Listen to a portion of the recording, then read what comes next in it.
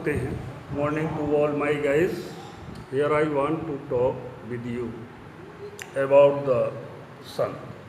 In all holy books of the Hinduism, there are explained about the sun, who is not sun.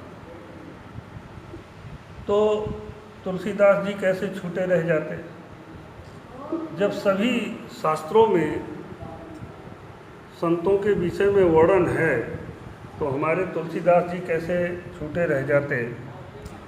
तो आपको बता दूं कि हमारे तुलसीदास जी अपने ग्रंथ रामचरितमानस में तीन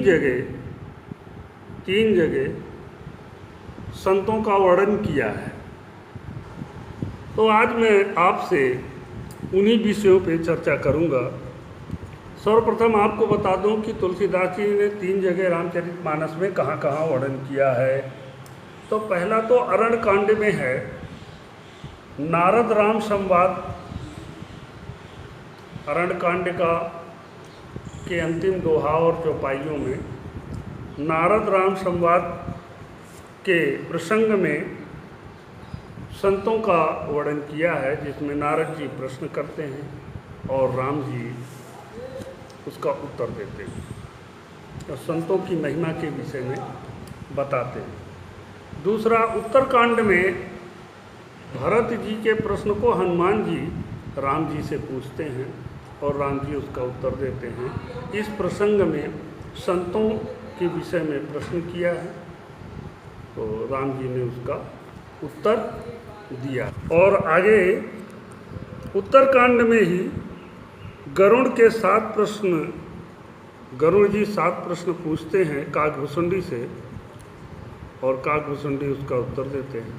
तो गरुड़ काकभुसुंडी संवाद में संत का वर्णन है और हनुमान जी द्वारा भरत का प्रश्न पूछते हैं, जिसमें राम जी उत्तर देते हैं. तो हनुमान भरत और राम के संवाद में इसका वर्णन है. पहला अरण्य कांड में नारद राम संवाद में इसका वर्णन है, जिसमें नारद जी प्रश्न पूछते हैं और राम जी उत्तर देते हैं. तो आगे फिर हम आप संतों के विषय में चर्चा करते हैं. देखिए, अरण्य कांड में नारद जी राम जी से प्रश्न पूछते हैं कि संतन के लक्षण रघुवीरा, कहूँ नाथ भवै भंजन भीरा. तो राम जी उत्तर देते हैं, सुन मुनि संतन के गुण कहूँ, जिनते मैं उन्हीं के बस रहूँ. खट विकार जित अनघ कामा, अचल अकिंचन सुचि सुख धाम.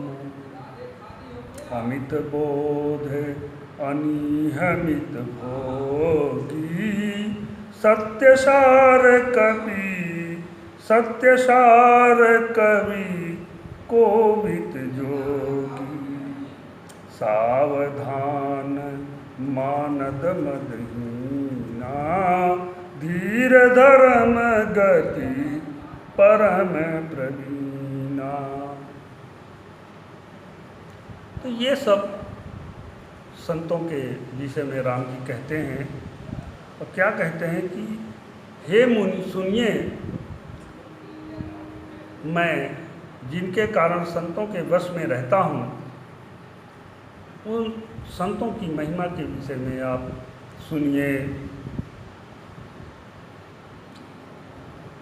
वे संत 6 विकारों से, यानी 6 प्रकार के दोषों से, काम, क्रोध, लोभ, मोह, मद, मत्सर. काम, क्रोध, लोभ, मोह, मद, मत्सर, इन 6 विकारों से दूर रहते हैं. पाप रहित होते हैं, कामना रहित होते हैं, निश्चल अकिंचन और बाहर भीतर से पवित्र सुख के धाम होते हैं. असीम, ज्ञानवान, इच्छा रहित, मिताहारी, सत्यनिष्ठ, कवि और विद्वान योगी होते हैं।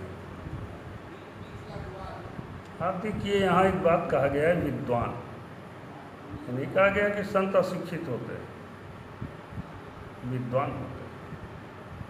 आगे आपको वर्णन मिलेगा कि संत विज्ञान युक्त होते हैं, विशेष ज्ञान युक्त होते हैं और हमेशा सावधान रहते हैं, दूसरों को सम्मान देते हैं, दूसरे को सुख को सुनकर प्रसन्नचित होते हैं और दूसरे के दुख को सुनकर दुखी हो जाते हैं। गुनागार संसार दुख रहित विगत संदेह, तजमम चरण सरोजे प्रिय तीन कहूँ देह न गे। गुणों के घर संसार के दुखों से रहित, संदेहों से सर्वथा छूटे हुए होते हैं।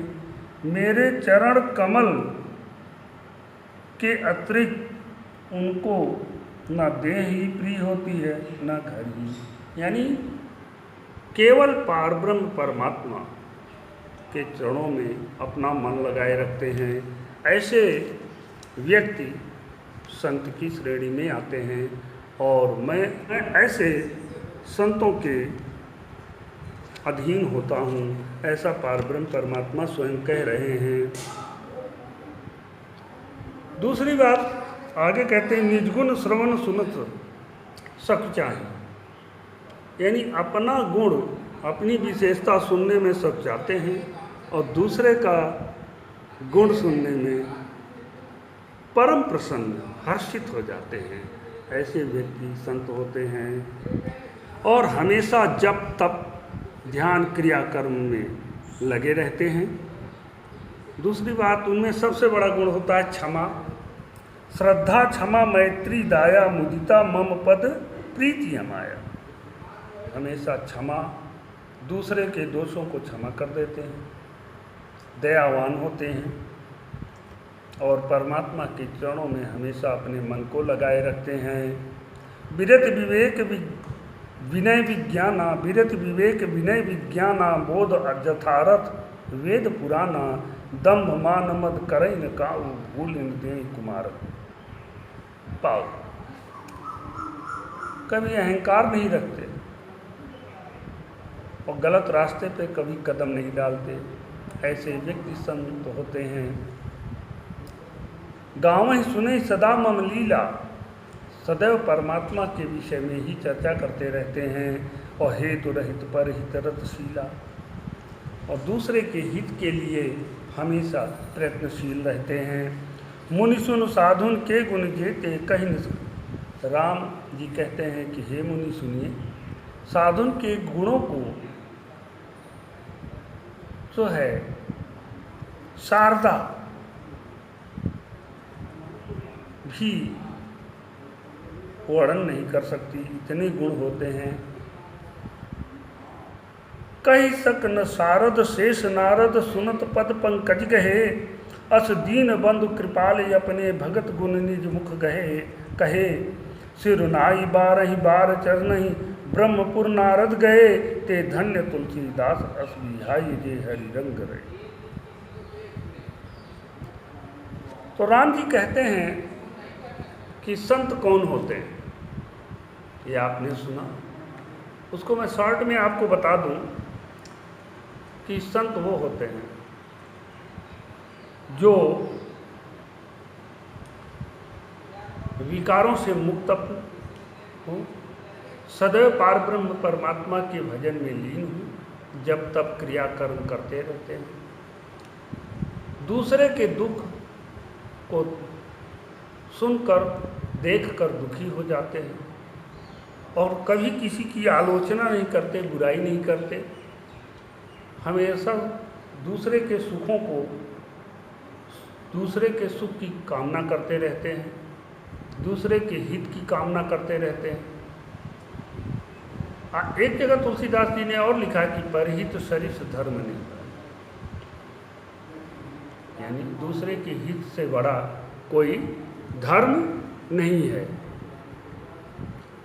तो ऐसे व्यक्ति, और एक बात और है, अपना गुण नहीं सुनते, क्योंकि अपना गुण सुनने से अहंकार आ जाता है। और संत कभी अहंकार नहीं करते। मैंने अपने साथ कुछ सिद्धांतों में आप लोगों को वर्णन किया है कि nothing is self, I am nothing, nobody is mine.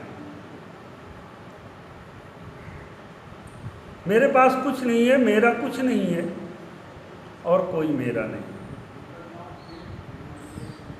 Next, और ऑल इज गॉड, सब कुछ परमात्मा है।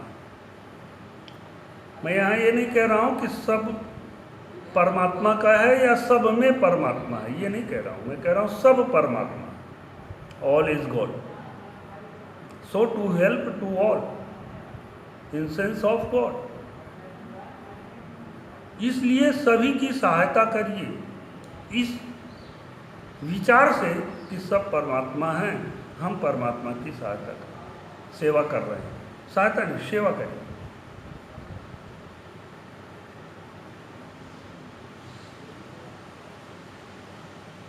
तो जब इस दृष्टि में आप सारे जगत को देखने लगेंगे कि सब कुछ परमात्मा है, ये ज्ञान मार्ग है। भक्ति, योग और ज्ञान, तीन साधन हमारे ऋषियों ने बताया है परमात्मा के भजन का, भक्ति, ज्ञान और योग। तो ये ज्ञान मार्ग है। ज्ञानी सारे जगत को परमात्मा के स्वरूप में देखता है, यानी ऑल इज गॉड।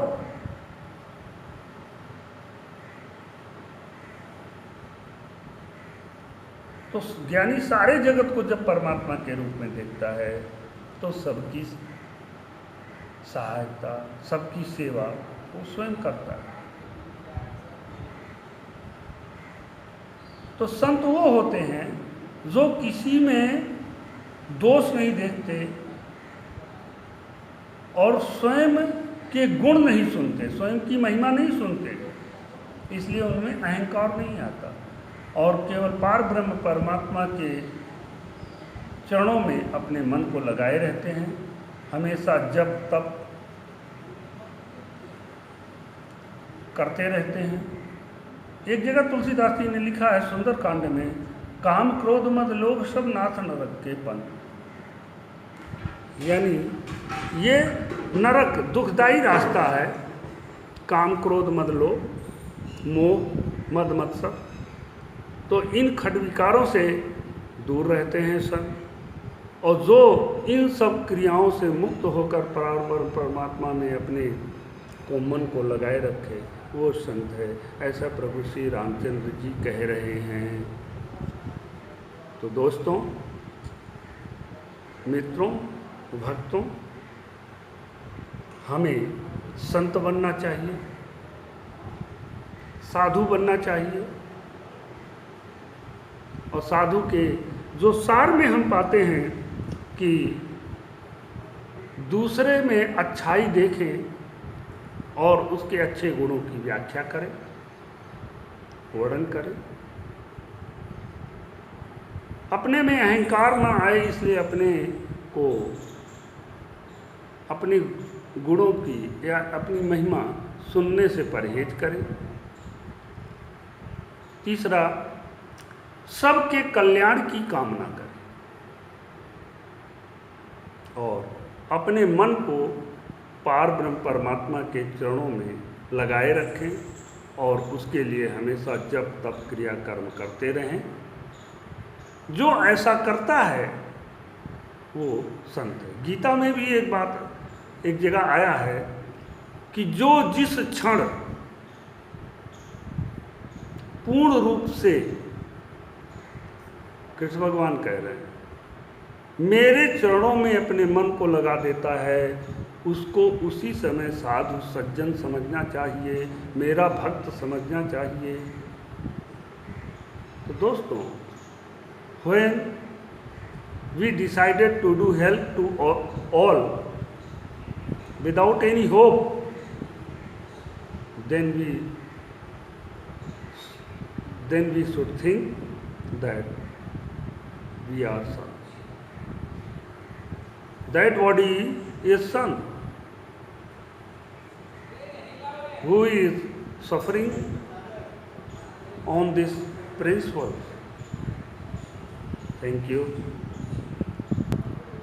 तो मित्रों, हम केवल एक ही गुण अपना लें, दूसरे की सहायता करेंगे तो निश्चित ही धीरे धीरे हमारे अंदर संत के गुण आने लगेंगे। एक और बात है कि हम जब तब क्रियाकर्म करते हुए पारब्रह्म परमात्मा के चरणों में अपने मन को लगाए रखें। यहाँ एक चीज़ और आया है, ज्ञानी, यानी संत निरक्षर नहीं होते, वो ज्ञानियों के ज्ञानी होते, विद्वान होते, विवेकशील होते, सद्बुद्धि होते, सद्विचारों से युक्त होते हैं, हमेशा जप तप में लीन रहते हैं, और ऐसे व्यक्ति संत कहे जाते हैं। और राम जी कह रहे हैं कि हम ऐसे संतों के, ऐसे व्यक्तियों के शरण में रहता हूँ। तो पारब्रह्म परमात्मा की शरणागत अगर आपको पाना है तो आप संत बनिए। आपको एक सूचना दूं कि एक वीडियो मैं इस बात पे बनाऊंगा कि मुझे जीवन में अपने कर्म कैसे करने चाहिए। उस पर तुलसीदास जी ने एक चौपाई दिया है, जाकी रही भावना जैसी प्रभु मूर्ति देखिए ते तैसी, मात्र इसी एक विषय पे आपके सामने मैं 15 मिनट चर्चा करूंगा। बहुत लंबा वीडियो मैं नहीं बनाना चाहता, जिससे आपको बहुत समय वीडियो और सुनने में तकलीफ़ हो, आपका ज़्यादा समय लगे। 15 मिनट से 20 मिनट के बीच का वीडियो मैं रखना चाहता हूँ। तो एक ये संतों के प्रसंग का जो अगला वीडियो आएगा, उसके बाद मैं इस विषय पे आपसे और से चर्चा करूँगा कि हम अपने कार्य को किस भाव में करें। पहले मैंने जो तुलसीदास जी ने लिखा वो कह दिया, फिर उसी बीच अपने थोड़े से विचार मैंने रखे हैं कि उसका आशय क्या है। तो फिर मिलेंगे अगले वीडियो में, और अगला वीडियो अवश्य देखिएगा, सुनिएगा। और यदि अभी तक आप मेरे चैनल को सब्सक्राइब नहीं किए तो सब्सक्राइब कर दीजिएगा, और वीडियो को लाइक शेयर कमेंट कीजिएगा। कमेंट में बताइएगा कि मैं क्या सुधार करूं और अच्छा से अच्छा आपके सामने क्या प्रस्तुत कर सकूं। तो धन्यवाद। तब तक अगले वीडियो तक के लिए जय श्री राम।